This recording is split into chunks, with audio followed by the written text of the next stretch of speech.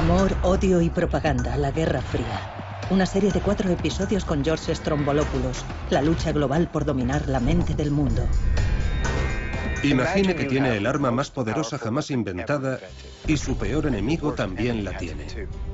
Si cualquiera de ustedes la usa, podría significar el fin del mundo, literalmente.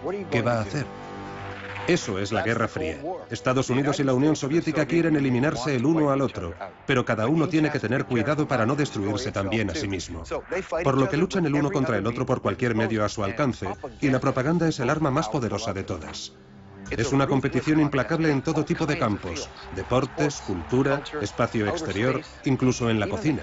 Es una guerra global, una lucha por conquistar los corazones de todos los seres humanos del planeta en un tiempo de amor, odio y propaganda. Amor, odio y propaganda, la Guerra Fría. Episodio 1, a la sombra del miedo.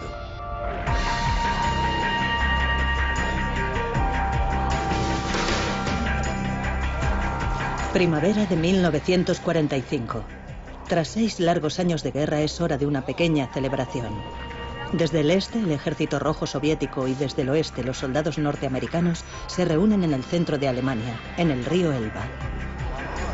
Los dos aliados se regocijan por su victoria sobre Hitler.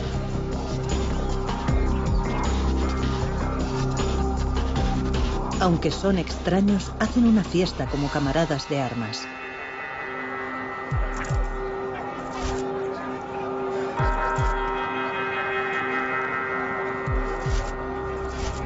Pero no dura mucho. Ellos aún no lo saben, pero pronto el amor será reemplazado por el odio. Lo que unió a Estados Unidos y a la Unión Soviética durante la Segunda Guerra Mundial era el deseo común de derrotar al fascismo. Una vez conseguido este objetivo, las diferencias fundamentales que separaban a las dos superpotencias comenzaron a aparecer. La victoria aliada es indiscutible. Hitler se ha suicidado. Berlín, la capital del Tercer Reich, ha sido reducida a escombros. Sus ciudadanos están hambrientos y destrozados. El dictador soviético Joseph Stalin ganó a lo grande en la Segunda Guerra Mundial e intentó aprovechar al máximo su victoria, aunque eso significara reescribir la historia. En este documental, Stalin llega a Berlín. Los años de guerra han enseñado al líder soviético que a la hora de la propaganda, la verdad es opcional. Aun cuando Stalin nunca puso un pie en Berlín, hacer que la gente creyera que estuvo allí, en el lugar de la derrota de Hitler, es positivo para su imagen. Producido a petición suya y con guión del mismo Stalin, el documental lo presenta como al único arquitecto de la victoria aliada, un mensaje que se empeña en machacar en casa a la menor oportunidad. ¿Qué hemos ganado con esta guerra? Nuestra victoria es prueba de que el sistema político de los soviets ha triunfado y es fuerte. Stalin supervisa cada detalle de la producción. Él mismo elige al actor Mikhail Gelovani para el papel principal, aunque el actor medía más que el 1,63 m que medía el dictador. Y aunque les parezca una exageración, Stalin insiste en que el actor lo interprete como alguien jovial y afectuoso. ¡Larga vida a Stalin! Y de esta imagen, Stalin construye el culto a su personalidad como héroe de guerra y padrecito del pueblo. Paz y felicidad para todos vosotros, amigos míos. Gracias a toda la maquinaria de la propaganda, Stalin se convierte en el principal arquitecto de la victoria. Se convierte en el liberador de Europa, no en el ocupante, sino en el liberador. Stalin siempre daba la impresión de tenerlo todo bajo control, pero lo cierto es que está preocupado y se siente vulnerable. ¿Por qué? Pues porque los norteamericanos tienen un arma nueva de destrucción masiva muy poderosa y él no.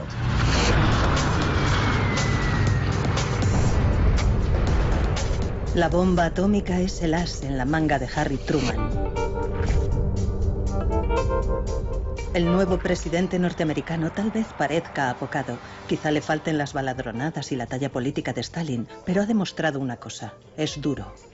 Tiró la bomba en Japón no una, sino 2 veces. Una decisión que finalmente acabó con la Segunda Guerra Mundial. Truman es ahora comandante en jefe del país más poderoso del mundo y a la hora de defender la democracia, nadie lo hace mejor. Un primer estilo de vida se basa en la voluntad de la mayoría. El segundo estilo de vida se basa en la voluntad de una minoría impuesto por la fuerza sobre la mayoría. No hay ninguna duda de que a Harry Truman le faltaba carisma. Parecía ser un líder gris, más bien humilde. Pero sería su posición, en cierto momento conocida como la doctrina Truman, la que de hecho marcaría el tono del futuro de la Guerra Fría. Truman podría parecer aquel pequeño hombre de negocios que fue una vez, pero no se engañen. Este hombre lo dejó muy claro cuando afirmó: puedo enfrentarme a Stalin. El mundo ahora está dividido en dos bloques. La confrontación entre Estados Unidos y la Unión Soviética es una oposición entre dos imperios, dos ideologías, dos visiones del mundo. En un lado, el libre mercado, la democracia, la prensa libre. Y en el otro lado, economías controladas, sin libertades democráticas y regímenes autoritarios. Entre ellos dos se elevaría un verdadero telón de acero. La gran alianza que derrotó a los nazis está rota. Los soviéticos y los norteamericanos son ahora amargos enemigos. Y de ahora en adelante los dos rivales competirán por la dominación de todo el planeta. Uno de los primeros enfrentamientos de esta nueva Guerra Fría se desarrolla en la soleada Italia.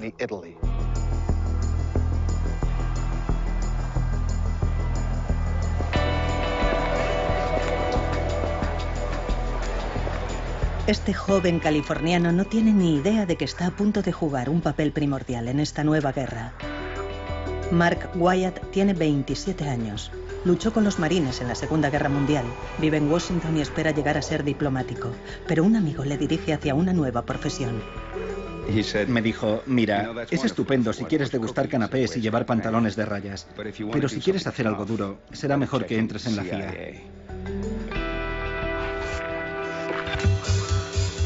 En la primavera de 1948, la nueva agencia de inteligencia norteamericana, la CIA, tiene un nuevo agente secreto, Mark Wyatt. Su primer destino, Italia. Su misión, impedir que los comunistas ganen las próximas elecciones nacionales. Su experiencia, bueno, ha visitado Italia antes de la guerra, le gusta el país, además su italiano no es del todo malo.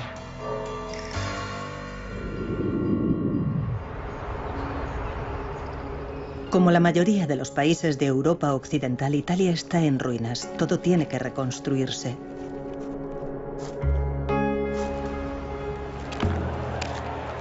Después de años de sometimiento al régimen fascista de Mussolini, ahora el país está en peligro de caer en manos comunistas.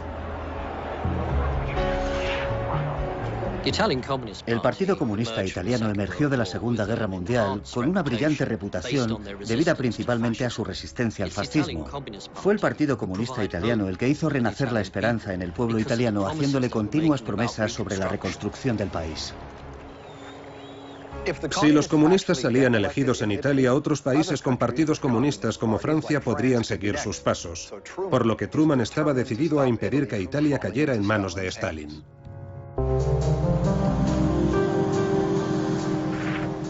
Tuvimos que crear un plan de acción encubierto para frustrar el avance soviético. Estaban ganando, se lo aseguro. En aquel momento, en el cuartel general de la CIA, estábamos muertos de miedo. Pero Norteamérica tiene un arma secreta de seducción masiva: el dinero, y en enormes cantidades. Wyatt empieza repartiendo maletines llenos de dinero a los políticos cristianodemócratas y básicamente a cualquiera que se presentara contra los comunistas. Es imperativo que toda la operación se mantenga en absoluto secreto. Aprendimos muchas cosas de aquella dificultad a la que nos enfrentábamos. Tuvimos que utilizar un operativo de la CIA para que, usando las herramientas de su oficio, transfiriese grandes sumas de dinero a un receptor.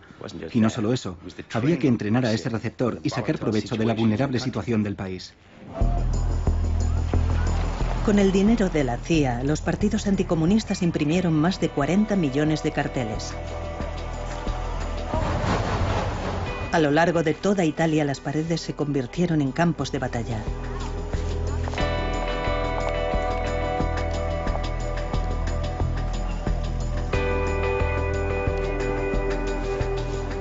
Noche y día, los mensajes de esperanza, miedo, amor, odio competían por el espacio, y aquella propaganda cubrió el país como un chabacano papel pintado urbano. Los comunistas tenían su propia fuente de financiación, Moscú. Todo esto estaba relacionado con el poder de los soviets y el de Norteamérica. Es la guerra por el poder. Incluso el Papa se involucró. Pío XII amenazó a los potenciales votantes comunistas con el arma más poderosa de la Iglesia Católica, la excomunión. Una victoria comunista era un verdadero peligro para la Iglesia, por lo que todos los sacerdotes, todas las asociaciones católicas se movilizaron en una campaña que parecía una guerra religiosa. De hecho, parecía una iglesia que iba a la guerra. La campaña se extendió más allá de las fronteras italianas. Un periódico italoamericano de Estados Unidos pide a los lectores que envíen cartas a Italia rogando a familiares y amigos que no voten a los comunistas. Os imploramos que no lancéis a nuestra bella Italia a los brazos de este cruel y déspota comunismo. Tened fe en la probada amistad de Norteamérica. No reneguéis de la ayuda que esta nación continúa enviando. No destruyáis en un día el maravilloso trabajo que ya habéis hecho dirigiendo a Italia hacia su reconstrucción. Por vuestro propio bien y por aquellos que quieren vivir en paz, eliminad la amenaza del comunismo. La Iglesia Católica se percata de la iniciativa y redobla la campaña de propaganda. Los católicos envían 1 millón de cartas a Italia.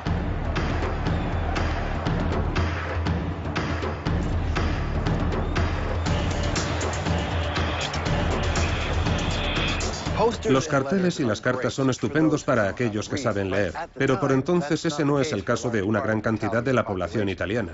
El mejor modo de llegar a ellos, las películas. El uso de cines itinerantes yendo de un pueblo a otro fue muy importante. Fue la mejor manera de llegar a la población italiana, que estaba menos educada, y a los analfabetos. Y el uso de las imágenes en movimiento fue el mejor medio de extender la propaganda. Las películas son seleccionadas cuidadosamente por su propaganda anticomunista. El clásico de Hollywood, Ninotchka, resalta la diferencia entre los estilos de vida norteamericano y comunista. Si me quedo aquí una semana, le costará al pueblo ruso 7 vacas. Greta Garbo es la representación dura como una piedra de los soviets en París. Poco a poco sucumbe a los encantos de un hombre que encarna todo lo que ella odia. ¿Recuerdas los chistes que me contaste hace unos días? Me desperté en mitad de la noche y me reí. ¿Sabes? Eso está mal.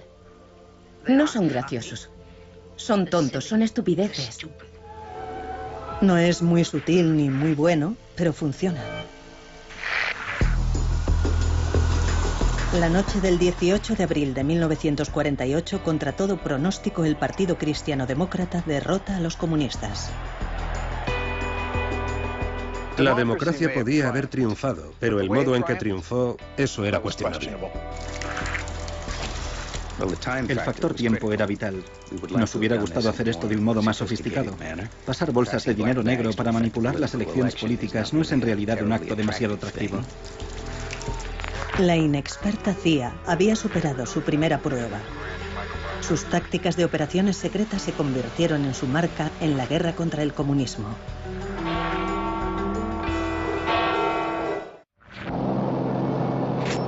Mientras nos acercábamos a Berlín, habíamos estado entrando y saliendo de algodonosas masas de nubes blancas. De pronto, justo sobre Berlín, todo estaba despejado. Al mirar hacia abajo nos quedamos sin respiración. Nada de lo que había leído, oído o visto me preparó para esa visión de desolación y devastación que vi abajo. El contorno sombrío y roto de los edificios, una vez majestuosos, se extendía de un extremo de la ciudad al otro. Era una masa moteada de destrucción total. ¿Dónde podrían vivir los 2 millones de personas? Verano de 1948, Berlín, una vez la capital estrella del Tercer Reich de Hitler, es una ciudad asediada. Su población se muere de hambre.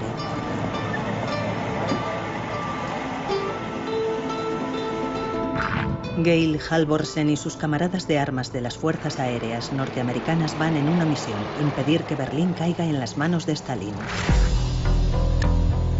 Berlín es una ciudad dividida donde los capitalistas y los comunistas están muy igualados. Está exactamente en medio de Alemania Oriental controlada por los soviets. Para Stalin, la presencia de sus antiguos aliados es insoportable, pero tiene un plan para hacer que hagan sus maletas y se vayan de la ciudad. Durante la noche del 23 de junio, los rusos apagan las luces. También bloquean todas las carreteras y líneas ferroviarias a la ciudad.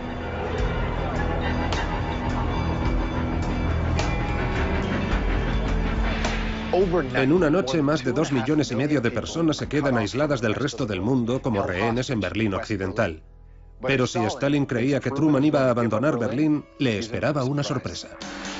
La respuesta de Harry Truman: nos quedamos en Berlín. Punto.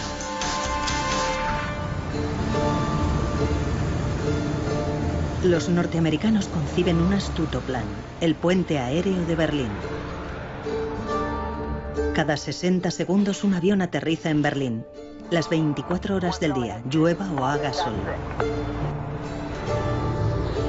Es la mayor operación aérea de asistencia jamás llevada a cabo. El control del tráfico aéreo se coreografía con una precisión de ballet.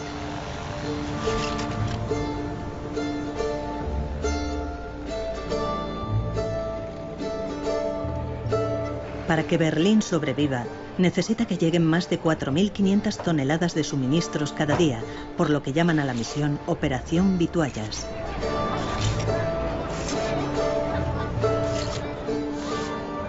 Al intentar bloquear Berlín, Stalin está probando la determinación de los aliados occidentales. Y en este sentido, Berlín se convierte en una especie de microcosmos de la Guerra Fría en general. Sin embargo, Stalin estaba corriendo un enorme riesgo, porque si el puente aéreo de Berlín triunfaba, aquello significaría un enorme golpe de propaganda para Occidente. El piloto Georg Halvorsen vuela día y noche yendo y viniendo de Berlín.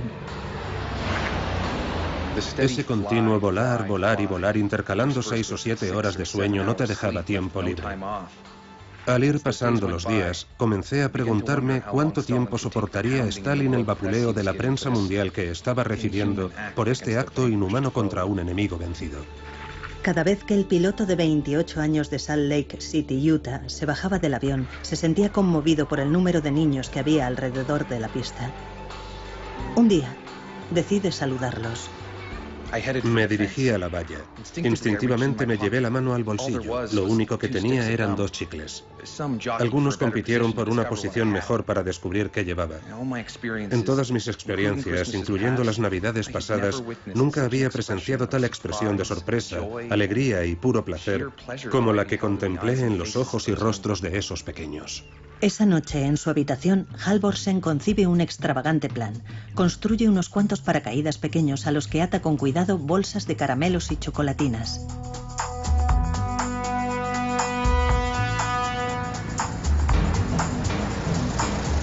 En su siguiente vuelo, Halvorsen deja caer su dulce carga sobre las afueras de Berlín. Es un éxito instantáneo. Para los niños se convierte en el bombardero de dulces.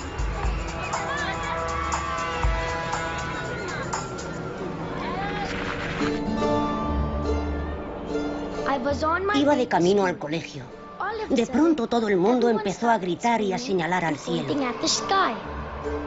Los paracaídas se hicieron cada vez más grandes, hasta que uno aterrizó justo enfrente de nosotros.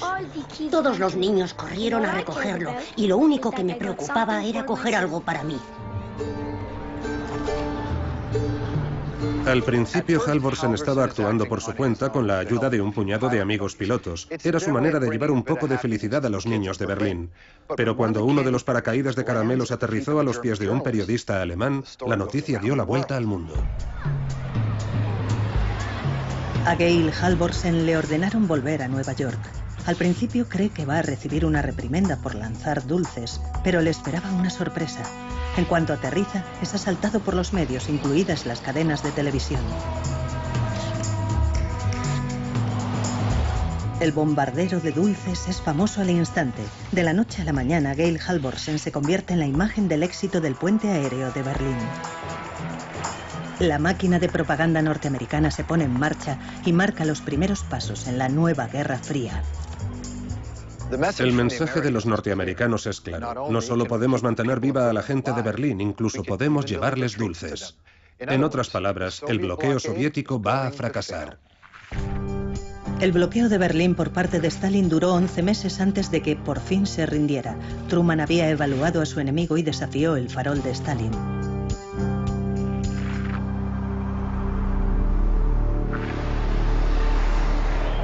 El éxito del puente aéreo fue otra derrota embarazosa para Stalin. Añadida a las desastrosas elecciones italianas, al comunismo no le está yendo muy bien. Para darle un poco de brillo a su propia imagen, Stalin pasa a la ofensiva con una campaña de propaganda. Quiere hacer creer a su pueblo que están viviendo la buena vida. Una venta difícil. La Segunda Guerra Mundial ha dejado a la Unión Soviética hecha un desastre.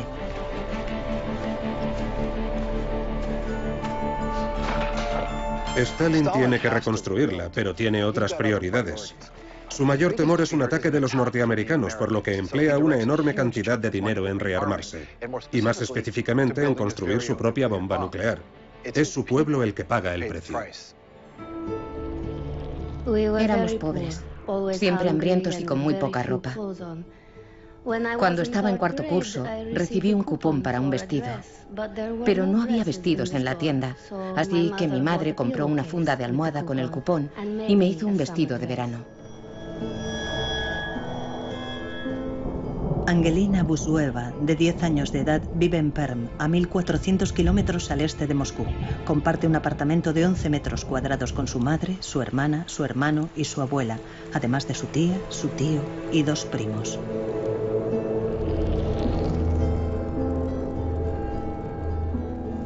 El eslogan "Gracias Stalin por nuestra feliz infancia" era una contradicción con la realidad. Yo no era feliz en absoluto. ¿Cómo puedes hablar de felicidad cuando vas pobremente vestida y siempre tienes hambre? Angelina no está sola. En 1946, Stalin recibe más de 500.000 de cartas de quejas de ciudadanos soviéticos. Algunos están muy enfadados, pero sorprendentemente la mayoría continúa adorando a Stalin. No parecen culparle de su miseria.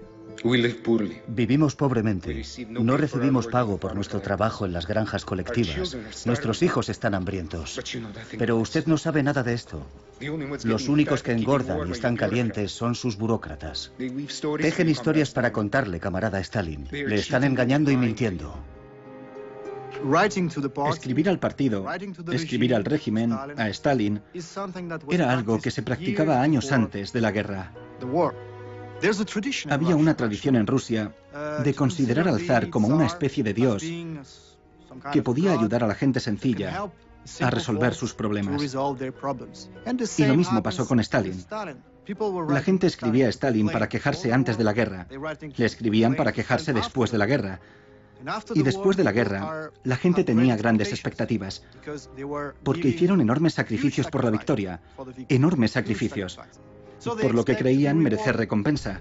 Y cuando vieron que la recompensa no llegaba, querían que Stalin supiera lo que estaba pasando. Mientras el pueblo soviético clamaba por pan, Stalin les dio películas, e incluso tuvieron que pagar por verlas. Decenas de películas se exhiben en cines o al aire libre por todo el país. Irónicamente, como la industria del cine ruso fue completamente destruida durante la guerra, proyectan películas norteamericanas como Lo que el viento se llevó. Это будет кольцо с самым большим бриллиантом.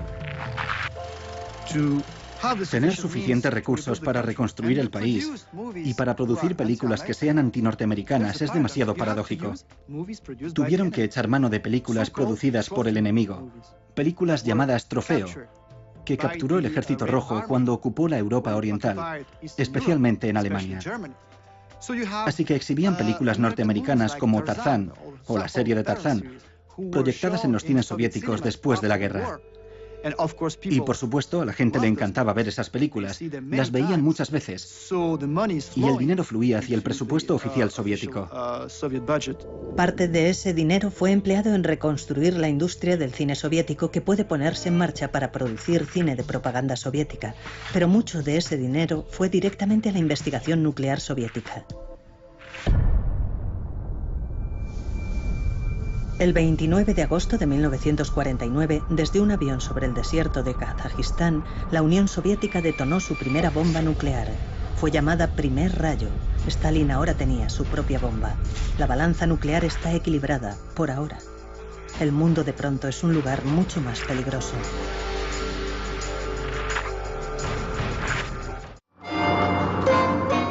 Estados Unidos está floreciendo como nunca hasta entonces. El consumismo es el rey, mientras la prosperidad del país alcanza nuevas cotas. Casas nuevas, coches nuevos, electrodomésticos nuevos. La clase media norteamericana ahora tiene los medios para comprar cualquier cosa que desee. Este es el sueño norteamericano. En 1947, el constructor de inmuebles William Levitt tiene una idea brillante. Quiere crear un nuevo estilo de vida para miles de familias norteamericanas en un entorno protegido. Construye Levittown, la primera urbanización de casas prefabricadas de Norteamérica, completándola con chalés y casas de campo. La idea es que estas zonas residenciales sean la espina dorsal de la nación. Un hombre con su propia casa y su propio jardín no puede ser comunista. Tiene demasiadas cosas que hacer. Al mismo tiempo que miles de familias establecen sus hogares en las urbanizaciones, la televisión está haciendo su debut. Los programas a menudo reflejan la vida en las urbanizaciones, los valores norteamericanos y toda la felicidad que el dinero puede comprar. La televisión se convierte en el medio ideal para difundir propaganda del estilo de vida norteamericano. Papá lo sabe todo. Te extrañamos en la cena, cariño. Siento que trabajaras hasta tan tarde. Parece que todo el mundo en Springfield tenía hoy problemas de seguros. La televisión, probablemente más que ninguna otra cosa, fue responsable de proponer y consolidar en las mentes norteamericanas el ideal de la familia nuclear. Lo que en realidad es un fenómeno excepcional. Pero la televisión también comienza a mostrar contenidos más perturbadores. Imágenes del primer conflicto armado de la Guerra Fría. Corea. Por un lado, Stalin y sus camaradas comunistas quieren tomar el control del país. Por el otro, Estados Unidos quiere detener la propagación del malvado imperio comunista.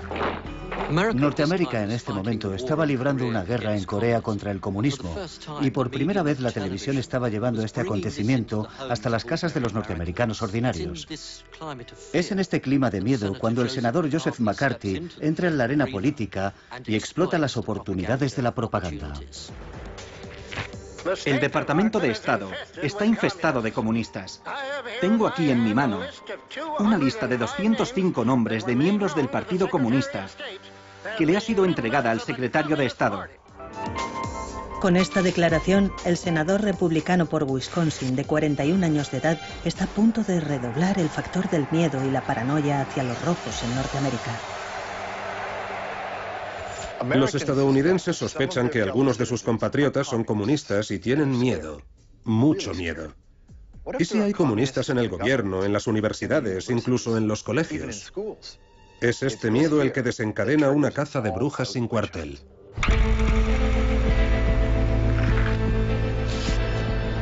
La caza de brujas comunistas está en marcha y habrá muchas bajas. Durante el reinado del terror de McCarthy, todo el mundo es vulnerable, incluso los profesores universitarios. Un comunista en la facultad de una universidad es un comunista de más.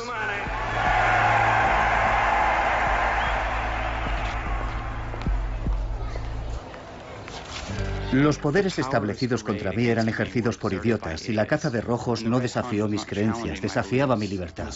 Desafiaba la libertad de todos nosotros. Chandler Davis, de 25 años de edad, era profesor de matemáticas en la Universidad de Michigan. Como muchos académicos e intelectuales norteamericanos, provenía de una familia abierta a los ideales comunistas. Incluso fue miembro del partido durante unos cuantos años. Pero esos tiempos quedan atrás cuando le convocan ante el Comité de Actividades Antinorteamericanas. Le preguntan si es o alguna vez ha sido miembro del Partido Comunista. Le piden que revele los nombres de colegas que pudieran ser comunistas. Chandler ejerce su derecho constitucional y se niega a responder. Le encuentran culpable de desacato y le sentencian a 6 meses de prisión. Él apela, pero el daño ya está hecho. Dejé de ir a mi despacho. No veía tanto a mis amigos. Y como la gente pensaba que el caso estaba perdido y no tenía esperanza, me apartaron de mi trabajo y de mis amigos. Me sentí abandonado. Me sentí completamente solo. Él no es el único que pagó ese precio. Su mujer, Natalie, estaba estudiando historia francesa y preparando un viaje a Francia hasta que le retiraron el pasaporte. Estaba totalmente abatida. Estaba destrozada. Además, estaba embarazada en aquel momento. Mi reacción inmediata fue de conmoción. Había imaginado un proyecto verdaderamente emocionante en Francia y no podía hacerlo. Estaba furiosa. Sentí que era injusto. Chandler Davis entra en la lista negra y le echan del trabajo. No eran los gulags de Stalin o un campo de concentración nazi. Pero cuando entró en la lista negra y no pudo encontrar trabajo, me dije, Dios mío, ¿cuándo acabará todo esto? Chandler Davis terminó en la cárcel no porque fuera o hubiera sido alguna vez comunista. No, porque sencillamente se negó a responder a las preguntas de un comité de políticos ambiciosos e interesados.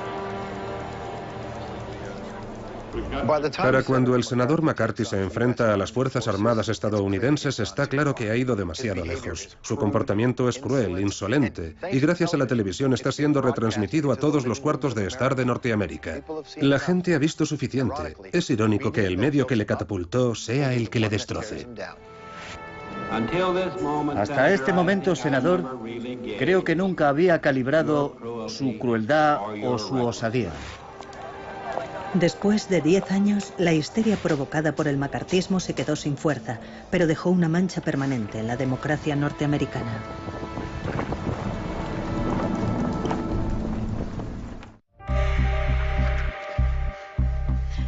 Fuimos acusados 14 cabezas de turco, acusados de todos los pecados y todos los males, víctimas forzadas a expiar, sacrificados en el altar del socialismo.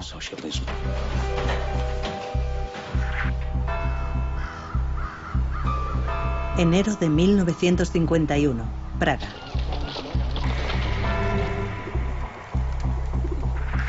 A Arthur London le están siguiendo, y él lo sabe. Mientras sus hijos juegan en el jardín, London sale de la casa familiar con un fuerte presentimiento. Me fui con pesar. La última imagen de mi mujer y mis hijos siempre estará conmigo.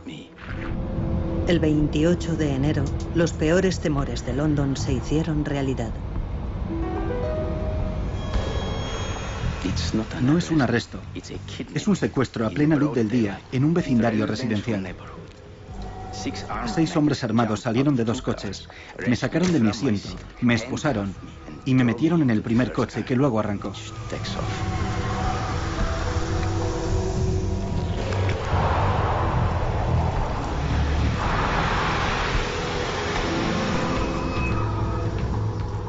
Stalin es clínicamente un paranoico, por lo que no debería ser una sorpresa que él también viera espías y traidores por todas partes. Por lo que al mismo tiempo que el macartismo está arrasando Norteamérica, Stalin empieza su propia limpieza ideológica, pero sus métodos son decididamente más brutales. Estos juicios no son nada nuevo para Stalin, forman parte de sus trucos de oficio. Empleó tácticas similares en los años 30 para eliminar a sus oponentes políticos. Stalin quiere traer a todas sus ovejas de vuelta al rebaño. Siente que algunos de los países del bloque comunista se están alejando de la línea del partido de Moscú. Está receloso en particular con Checoslovaquia, que antes era una democracia. Sospecha que ciertos políticos checos como Arthur London, de 36 años, viceministro de Asuntos Exteriores del gobierno, tienen tendencias liberales.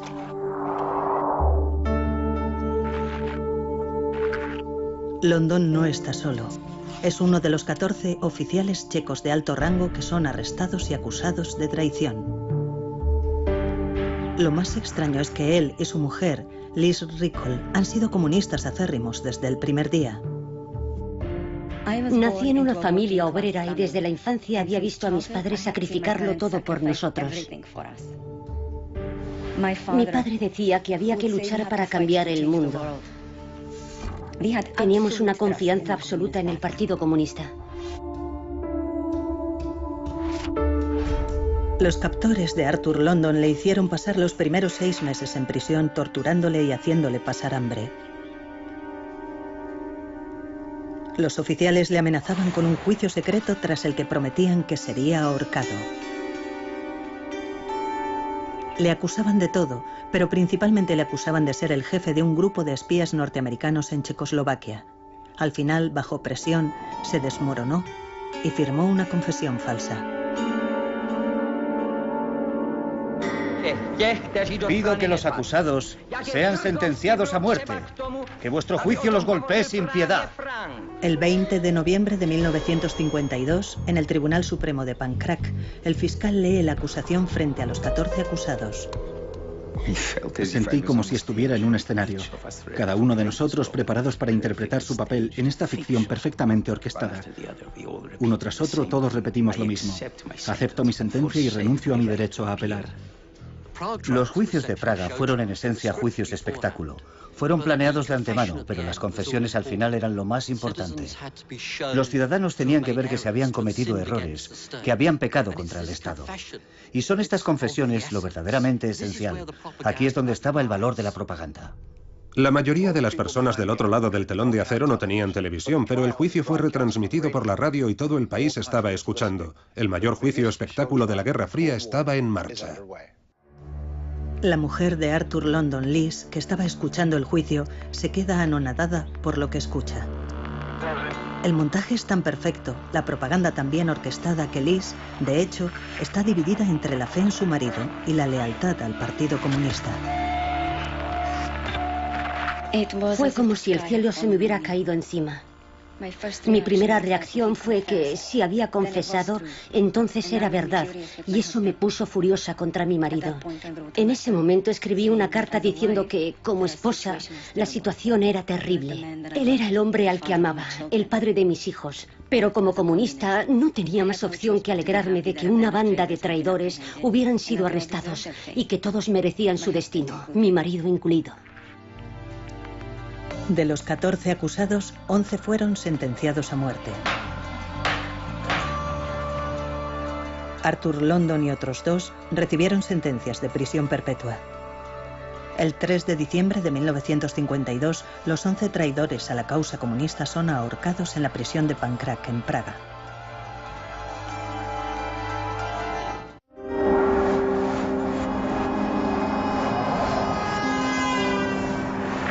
El 5 de marzo de 1953, Moscú. Joseph Stalin, el hombre que ha dirigido a la Unión Soviética con puño de hierro durante 25 años, ha muerto. Stalin podía haber muerto, pero los oficiales soviéticos querían seguir manteniendo la imagen de que era un amoroso padre para su pueblo. Pero ahora que ya no podía hacerles más daño, algunos de sus ciudadanos comienzan a ver a Stalin como el hombre que realmente era. Su muerte se anuncia por la radio. Incluso aquellos que sufrieron bajo su tiranía, como la familia de Angelina Busueva, lo ven como una tragedia. Estaban todos llorando. Mi madre, mi hermana, mi abuela. Yo no lloraba. Mi abuela dijo que ojalá hubiera muerto ella en su lugar. Pero había sufrido mucho por su culpa. Su hija había sido arrestada, sus nietos metidos en un orfanato, su yerno ejecutado y su marido perseguido a causa de su religión. Para los comunistas de todo el mundo, incluidos los italianos, la muerte de Stalin fue vista como una tragedia. Pero vista desde el mundo libre, para los Estados Unidos, la muerte de Stalin era el renacer de la esperanza, quizá la esperanza de que la tiranía acabara.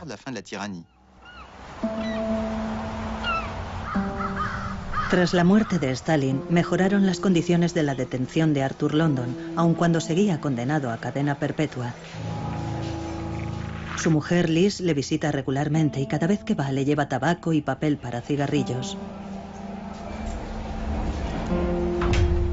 En su celda, Arthur London usa el papel para escribir la historia de lo que le ha pasado.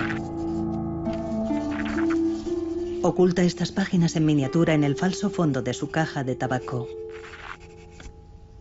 Cada vez que Liz le visita, se las entrega.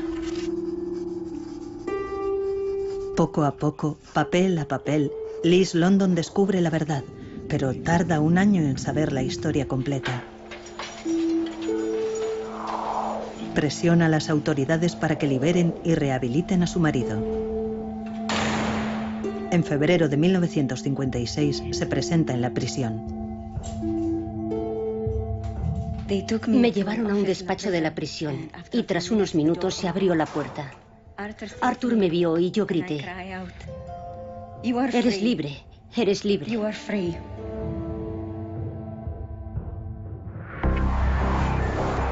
Pocos meses antes de la muerte de Stalin, Harry Truman había salido de la escena política. Podía haberse presentado otra vez a las elecciones presidenciales de 1952, pero con 68 años de edad eligió retirarse. El hombre que hizo agachar la mirada a Stalin dejaría su marca en la historia del mundo. Supongo que la historia recordará mi mandato presidencial como los años en que la Guerra Fría comenzó a ensombrecer nuestras vidas. Harry Truman pasó a la historia como el único hombre que ha usado una bomba nuclear como arma. Pero también entendió que la bomba podría significar el fin de la humanidad. Lo que vemos en el periodo temprano de la Guerra Fría es que la propaganda está dominada por el miedo a la aniquilación nuclear. Pero lo que también se demuestra es que la propaganda es una especie de sustituto del campo de batalla tradicional asociado con las guerras anteriores. La propaganda se ha convertido en una herramienta ideológica y llegará a ser algo más importante incluso en el siguiente periodo.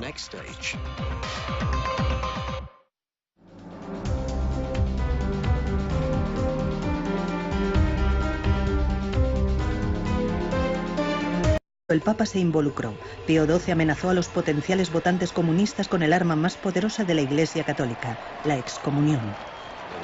Una victoria comunista era un verdadero peligro para la Iglesia, por lo que todos los sacerdotes, todas las asociaciones católicas se movilizaron en una campaña que parecía una guerra religiosa. De hecho, parecía una iglesia que iba a la guerra. La campaña se extendió más allá de las fronteras italianas. Un periódico italoamericano de Estados Unidos pide a los lectores que envíen cartas a Italia rogando a familiares y amigos que no voten a los comunistas. Os imploramos que no lancéis a nuestra bella Italia a los brazos de ese cruel y déspota comunismo. Tened fe en la probada amistad de Norteamérica. No reneguéis de la ayuda que esta nación continúa enviando. No destruyáis en un día el maravilloso trabajo que ya habéis hecho dirigiendo a Italia hacia su reconstrucción. Por vuestro propio bien y por aquellos que quieren vivir en paz, eliminad la amenaza del comunismo. La Iglesia Católica se percata de la iniciativa y redobla la campaña de propaganda. Los católicos envían 1 millón de cartas a Italia.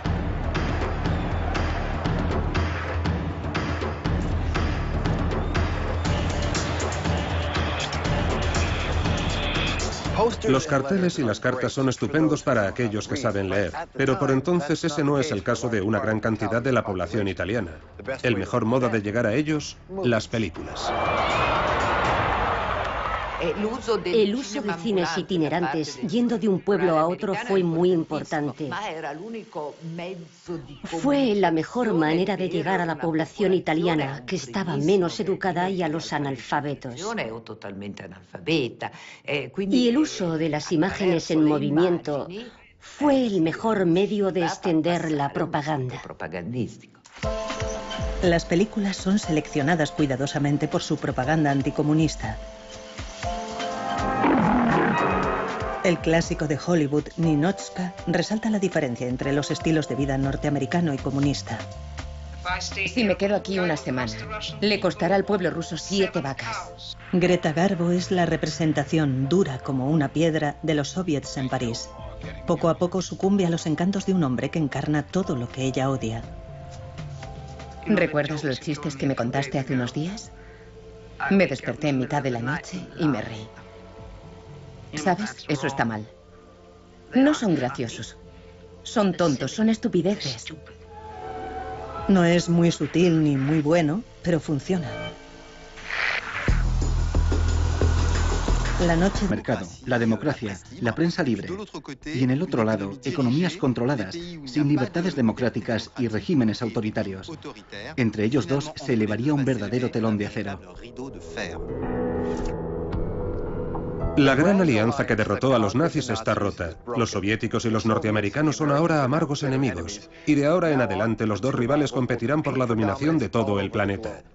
Uno de los primeros enfrentamientos de esta nueva Guerra Fría se desarrolla en la soleada Italia.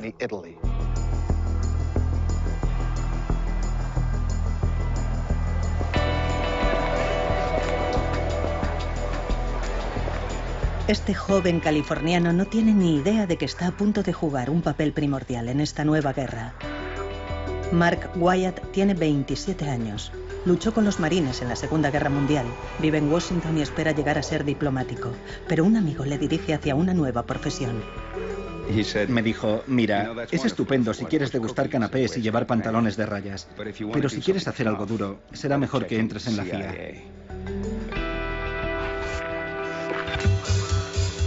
En la primavera de 1948, la nueva agencia de inteligencia norteamericana, la CIA, tiene un nuevo agente secreto, Mark Wyatt. Su primer destino, Italia. Su misión, impedir que los comunistas ganen las próximas elecciones nacionales. Su experiencia, bueno, ha visitado Italia antes de la guerra, le gusta el país, además su italiano no es del todo malo.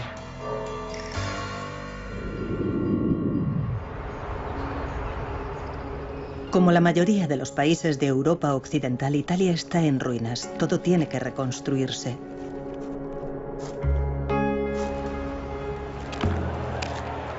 Después de años de sometimiento al régimen fascista de Mussolini, ahora el país está en peligro de caer en manos comunistas.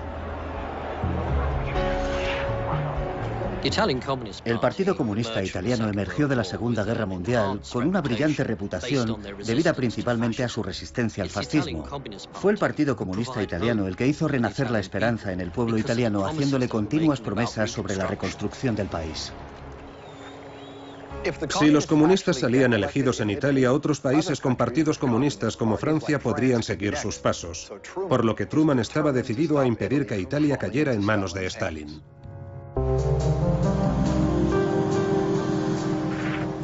Tuvimos que crear un plan de acción encubierto para frustrar el avance soviético. Estaban ganando, se lo aseguro. En aquel momento, en el cuartel general de la CIA, estábamos muertos de miedo. Pero Norteamérica tiene un arma secreta de seducción masiva, el dinero, y en enormes cantidades. Wyatt empieza repartiendo maletines llenos de dinero a los políticos cristianodemócratas, coarquitecto de la victoria aliada, un mensaje que se empeña en machacar en casa a la menor oportunidad. ¿Qué hemos ganado con esta guerra? Nuestra victoria es prueba de que el sistema político de los soviets ha triunfado y es fuerte. Stalin supervisa cada detalle de la producción. Él mismo elige al actor Mikhail Gelovani para el papel principal, aunque el actor medía más que el 1,63 m que medía el dictador. Y aunque les parezca una exageración, Stalin insiste en que el actor lo interprete como alguien jovial y afectuoso. ¡Larga vida a Stalin! Y de esta imagen, Stalin construye el culto a su personalidad como héroe de guerra y padrecito del pueblo. Paz y felicidad para todos vosotros, amigos míos. Gracias a toda la maquinaria de la propaganda, Stalin se convierte en el principal arquitecto de la victoria. Se convierte en el liberador de Europa, no en el ocupante, sino en el liberador. Stalin siempre daba la impresión de tenerlo todo bajo control, pero lo cierto es que está preocupado y se siente vulnerable. ¿Por qué? Pues porque los norteamericanos tienen un arma nueva de destrucción masiva muy poderosa y él no.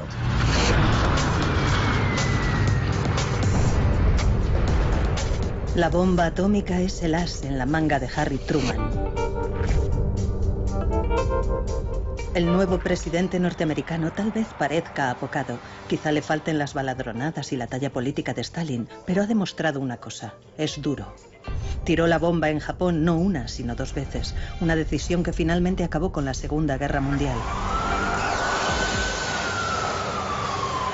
Truman es ahora comandante en jefe del país más poderoso del mundo y a la hora de defender la democracia, nadie lo hace mejor.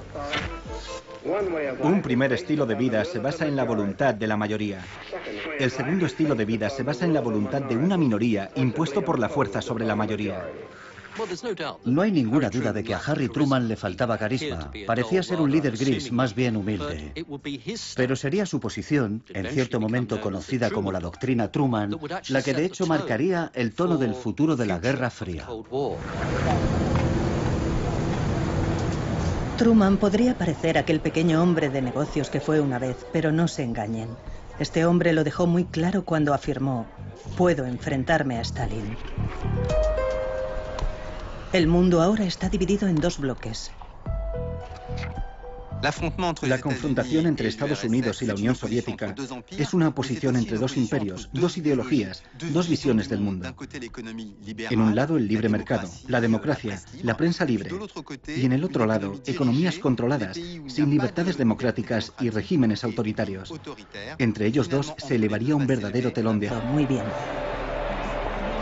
Para darle un poco de brillo a su propia imagen, Stalin pasa a la ofensiva con una campaña de propaganda. Quiere hacer creer a su pueblo que están viviendo la buena vida.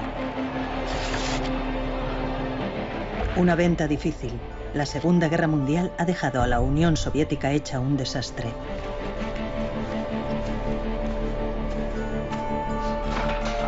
Stalin tiene que reconstruirla, pero tiene otras prioridades.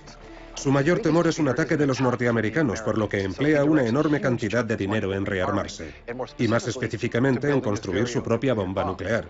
Es su pueblo el que paga el precio. Éramos pobres, siempre hambrientos y con muy poca ropa.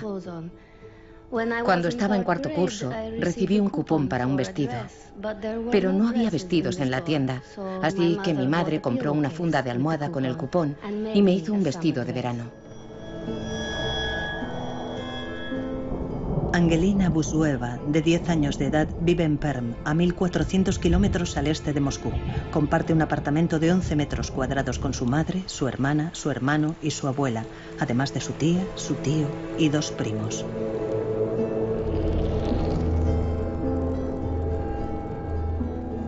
El eslogan "Gracias Stalin por nuestra feliz infancia" era una contradicción con la realidad. Yo no era feliz en absoluto. ¿Cómo puedes hablar de felicidad cuando vas pobremente vestida y siempre tienes hambre? Angelina no está sola. En 1946, Stalin recibe más de medio millón de cartas de quejas de ciudadanos soviéticos. Algunos están muy enfadados, pero sorprendentemente la mayoría continúa adorando a Stalin. No parecen culparle de su miseria. Vivimos pobremente. No recibimos pago por nuestro trabajo en las granjas colectivas. Nuestros hijos están hambrientos. Pero usted no sabe nada de esto. Los únicos que engordan y están calientes son sus burócratas. Tejen historias para contarle, camarada Stalin. Le están engañando y mintiendo. Escribir al partido, escribir al régimen, a Stalin, era algo que se practicaba años antes de la guerra.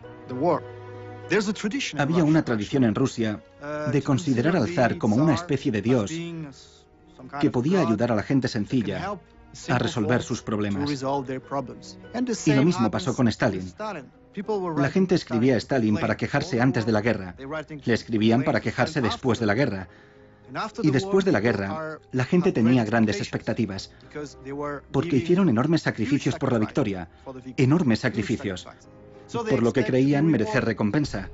Y cuando vieron que la recompensa no llegaba, querían que Stalin supiera lo que... Reciben un astuto plan, el puente aéreo de Berlín. Cada 60 segundos un avión aterriza en Berlín, las 24 horas del día, llueva o haga sol. Es la mayor operación aérea de asistencia jamás llevada a cabo. El control del tráfico aéreo se coreografía con una precisión de ballet.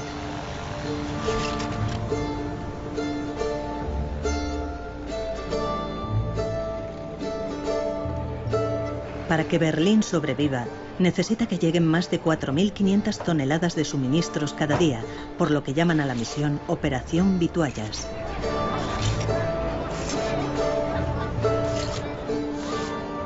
Al intentar bloquear Berlín, Stalin está probando la determinación de los aliados occidentales. Y en este sentido, Berlín se convierte en una especie de microcosmos de la Guerra Fría en general. Sin embargo, Stalin estaba corriendo un enorme riesgo, porque si el puente aéreo de Berlín triunfaba, aquello significaría un enorme golpe de propaganda para Occidente. El piloto Geir Halvorsen vuela día y noche yendo y viniendo de Berlín. Ese continuo volar, volar y volar, intercalando 6 o 7 horas de sueño, no te dejaba tiempo libre.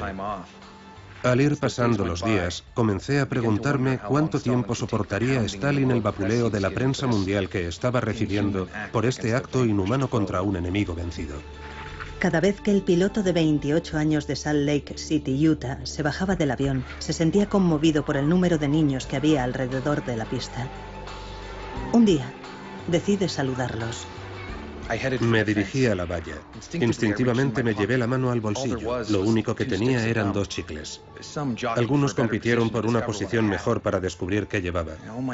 En todas mis experiencias, incluyendo las navidades pasadas, nunca había presenciado tal expresión de sorpresa, alegría y puro placer como la que contemplé en los ojos y rostros de esos pequeños.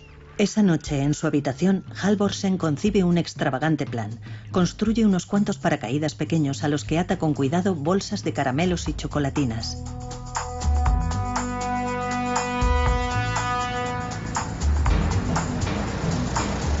En su siguiente vuelo, Halvorsen deja caer su dulce carga sobre las afueras de Berlín. Es un éxito instantáneo. Para los niños se convierte en el bombardero de dulces.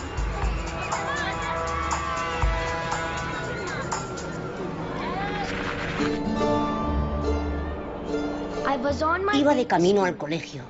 De pronto todo el mundo empezó a gritar y a señalar al cielo. Los paracaídas se hicieron cada vez más grandes, hasta que Al ir pasando los días, comencé a preguntarme cuánto tiempo soportaría Stalin el vapuleo de la prensa mundial que estaba recibiendo por este acto inhumano contra un enemigo vencido. Cada vez que el piloto de 28 años de Salt Lake City, Utah, se bajaba del avión, se sentía conmovido por el número de niños que había alrededor de la pista. Un día, decide saludarlos. Me dirigí a la valla. Instintivamente me llevé la mano al bolsillo. Lo único que tenía eran 2 chicles. Algunos compitieron por una posición mejor para descubrir qué llevaba. En todas mis experiencias, incluyendo las navidades pasadas, nunca había presenciado tal expresión de sorpresa, alegría y puro placer como la que contemplé en los ojos y rostros de esos pequeños. Esa noche, en su habitación, Halvorsen concibe un extravagante plan. Construye unos cuantos paracaídas pequeños a los que ata con cuidado bolsas de caramelos y chocolatinas.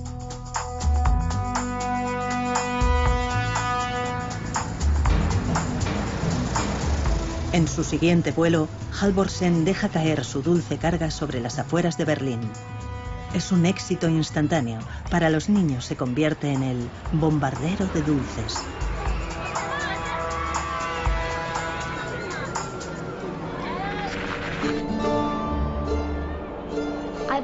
Iba de camino al colegio. De pronto todo el mundo empezó a gritar y a señalar al cielo. Los paracaídas se hicieron cada vez más grandes, hasta que uno aterrizó justo enfrente de nosotros. Todos los niños corrieron a recogerlo, y lo único que me preocupaba era coger algo para mí. Al principio, Halvorsen estaba actuando por su cuenta con la ayuda de un puñado de amigos pilotos. Era su manera de llevar un poco de felicidad a los niños de Berlín. Pero cuando uno de los paracaídas de caramelos aterrizó a los pies de un periodista alemán, la noticia dio la vuelta al mundo. A Geir Halvorsen le ordenaron volver a Nueva York. Al principio cree que va a recibir una reprimenda por lanzar dulces, pero le esperaba una sorpresa.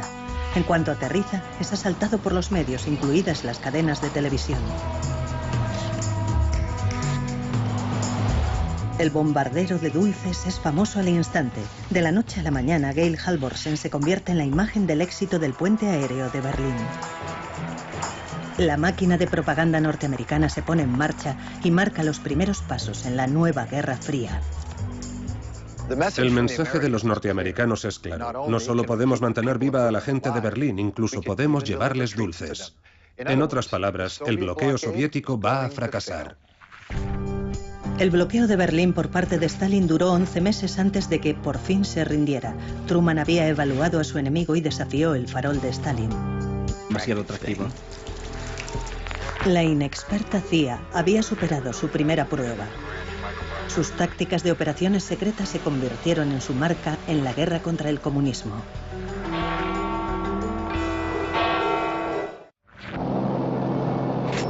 Mientras nos acercábamos a Berlín, habíamos estado entrando y saliendo de algodonosas masas de nubes blancas. De pronto, justo sobre Berlín, todo estaba despejado. Al mirar hacia abajo nos quedamos sin respiración. Nada de lo que había leído, oído o visto me preparó para esa visión de desolación y devastación que vi abajo. El contorno sombrío y roto de los edificios, una vez majestuosos, se extendía de un extremo de la ciudad al otro. Era una masa moteada de destrucción total. ¿Dónde podrían vivir los 2 millones de personas? Verano de 1948, Berlín, una vez la capital estrella del Tercer Reich de Hitler, es una ciudad asediada. Su población se muere de hambre.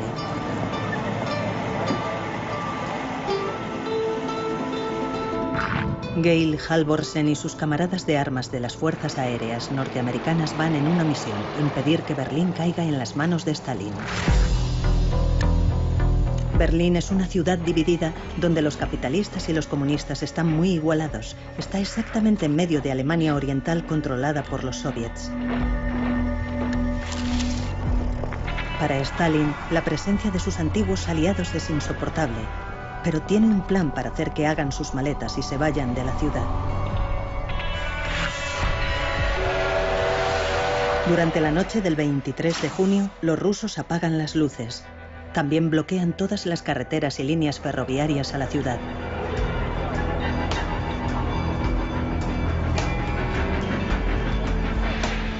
En una noche, más de 2,5 millones de personas se quedan aisladas del resto del mundo como rehenes en Berlín Occidental. Pero si Stalin creía que Truman iba a abandonar Berlín, le esperaba una sorpresa. La respuesta de Harry Truman: nos quedamos en Berlín. Punto.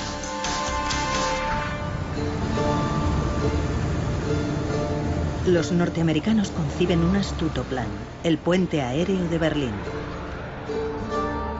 Cada 60 segundos un avión aterriza en Berlín, las 24 horas del día, llueva o haga sol.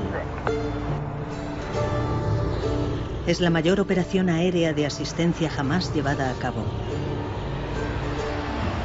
El control del tráfico aéreo se coreografía con una precisión de ballet.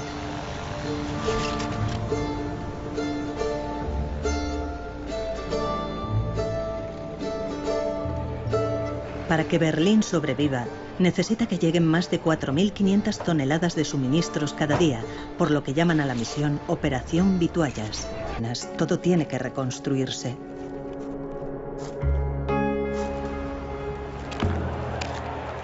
Después de años de sometimiento al régimen fascista de Mussolini, ahora el país está en peligro de caer en manos comunistas.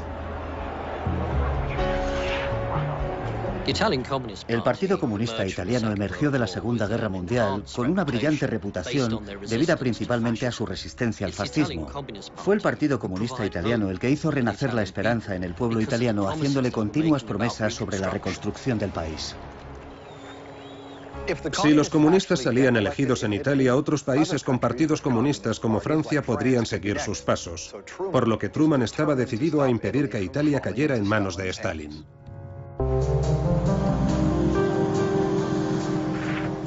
Tuvimos que crear un plan de acción encubierto para frustrar el avance soviético. Estaban ganando, se lo aseguro. En aquel momento, en el cuartel general de la CIA, estábamos muertos de miedo.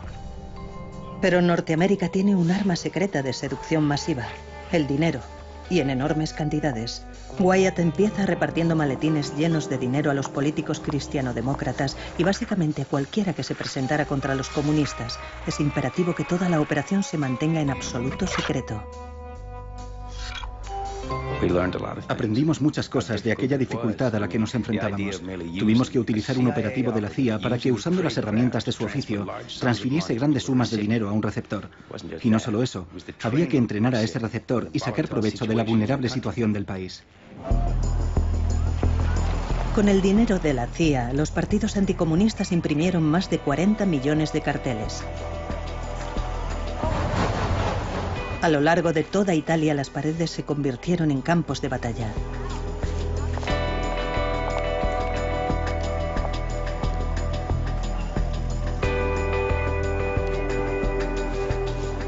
Noche y día, los mensajes de esperanza, miedo, amor, odio competían por el espacio, y aquella propaganda cubrió el país como un chabacano papel pintado urbano.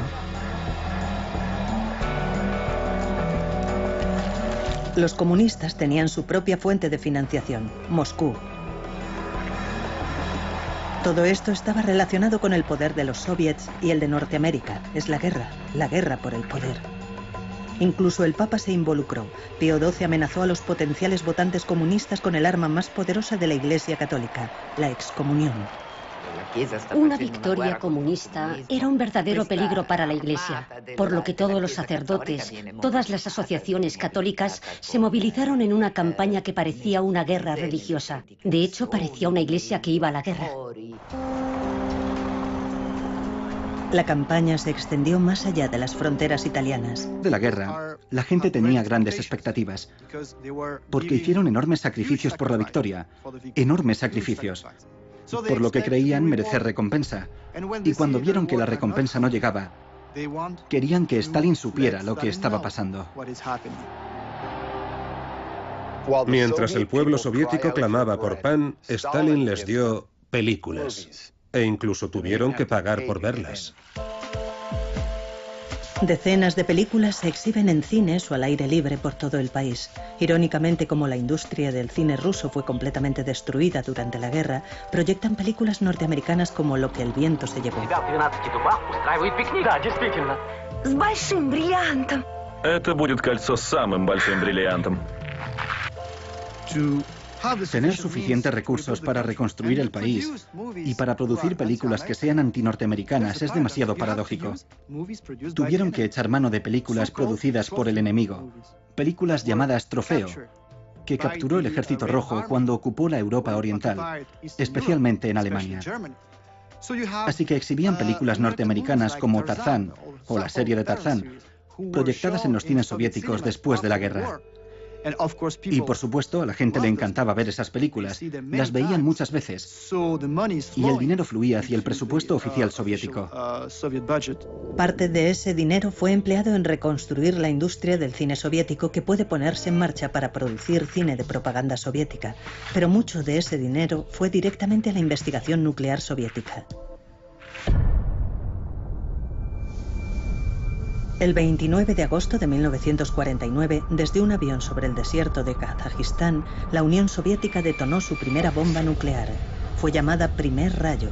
Stalin ahora tenía su propia bomba. La balanza nuclear está equilibrada, por ahora. El mundo de pronto es un lugar mucho más peligroso.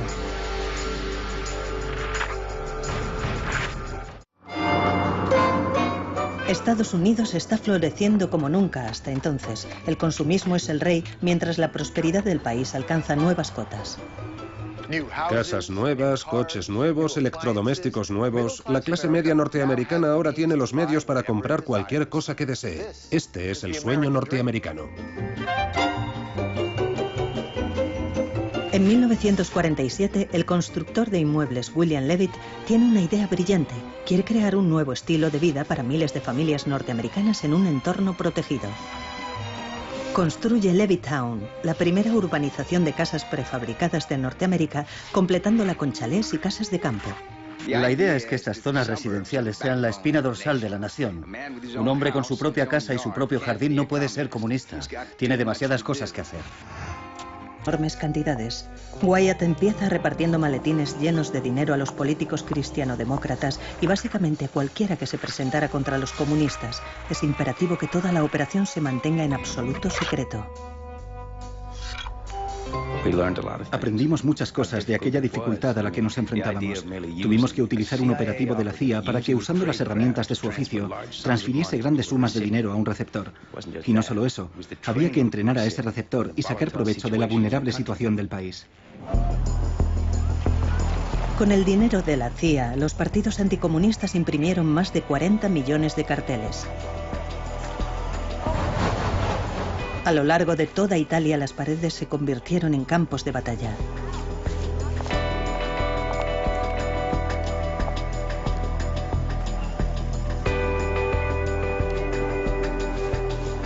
Noche y día, los mensajes de esperanza, miedo, amor, odio competían por el espacio, y aquella propaganda cubrió el país como un chabacano papel pintado urbano. Los comunistas tenían su propia fuente de financiación, Moscú. Todo esto estaba relacionado con el poder de los soviets y el de Norteamérica. Es la guerra por el poder. Incluso el Papa se involucró. Pío XII amenazó a los potenciales votantes comunistas con el arma más poderosa de la Iglesia Católica, la excomunión. Una victoria comunista era un verdadero peligro para la Iglesia, por lo que todos los sacerdotes, todas las asociaciones católicas se movilizaron en una campaña que parecía una guerra religiosa. De hecho, parecía una iglesia que iba a la guerra. La campaña se extendió más allá de las fronteras italianas. Un periódico italoamericano de Estados Unidos pide a los lectores que envíen cartas a Italia rogando a familiares y amigos que no voten a los comunistas. Os imploramos que no lancéis a nuestra bella Italia a los brazos de ese cruel y déspota comunismo. Tened fe en la probada amistad de Norteamérica. No reneguéis de la ayuda que esta nación continúa enviando. No destruyáis en un día el maravilloso trabajo que ya habéis hecho dirigiendo a Italia hacia su reconstrucción. Por vuestro propio bien y por aquellos que quieren vivir en paz, eliminad la amenaza del comunismo. La Iglesia Católica se percata de la iniciativa y redobla la campaña de propaganda. Los católicos envían 1 millón de cartas a Italia.